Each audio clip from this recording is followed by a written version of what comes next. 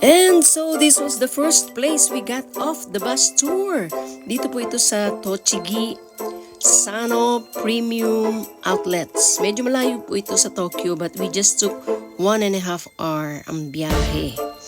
And here you can buy cheap branded clothing items, mga pambabae at mga panglalaki at kahit pa para kanino, at mga pangregalo for any occasion. Then mga household items and other things that you need or want, because they usually have sales here. And if you are a tourist, just show your passport and you will be exempted from paying tax. Nagpunta sa outlet para pumunta sa toilet. Ay, mamimili.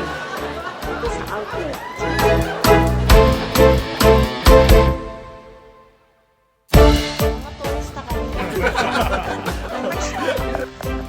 Yung mga turista.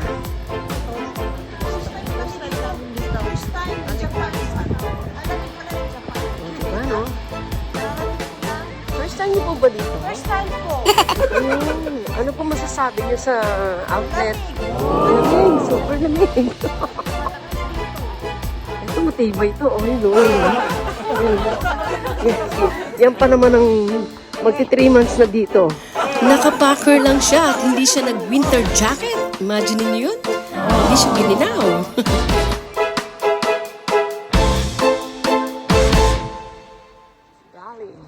Farawa. Dito pala si Nano eh. Si Nano. Ulang na lang. Ulang na lang. Oh, Nano. Galing eh. Lahat nandito. Coach. Yan, coach. Diba? Galing eh.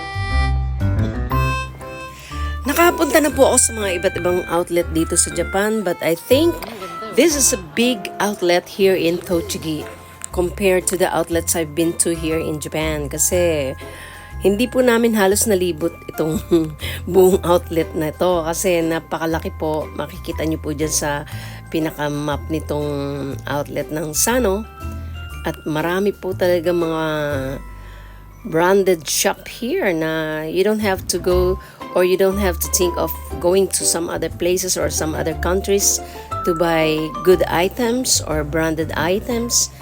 Dahil nandito na rin po halos lahat ng mga kailangan nyo dito po sa outlet ng Tochigi. Bibili kami tig isa-isa.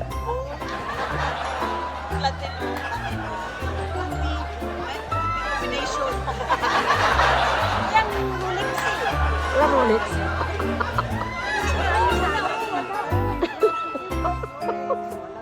Ayan. Hinahanap mo, wala eh. Wala eh. Wala ba? Wala, DC Saan ba dapat bibilin yun? Dito. Dito sa ano? Wala nga dito eh. Wala yung Rolex. Walang Rolex. Baka wala pang battery yan. Ganda ng araw. Diyos ko yun. Ang ganda. So yeah, let's go. Oh, 1, 2, ready? Ayan. Hilera ba? Dali.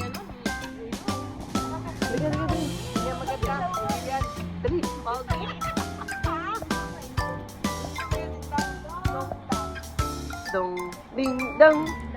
Asa si ano? Asa si Gap?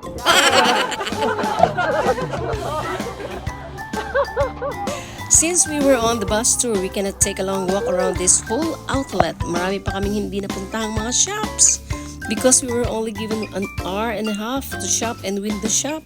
Kaya lumabas na kami because we were also worried about the time. Baka makalimutan namin at maiwan kami ng bus. Ito po yung pinaka-parking lot or space ng outlet. Napakalaki niya.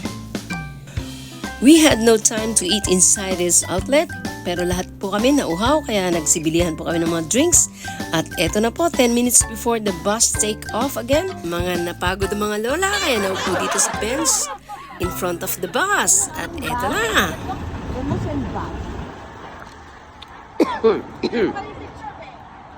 Oh, dali!